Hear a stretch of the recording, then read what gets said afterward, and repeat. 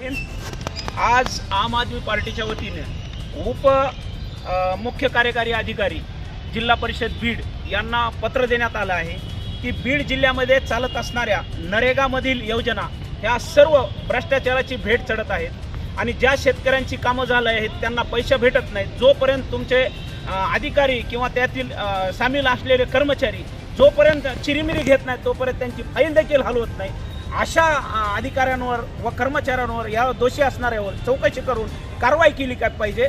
विहिरी असतील, तळे असतील, पुन्हा रेड ब्लॉक असतील, नाली असेल, अशी जी कामं होतात ते सर्व भ्रष्टाचाराची भेट चलत आहेत। योग्य ते चौकशी करून कारवाई झाली पाहिजे।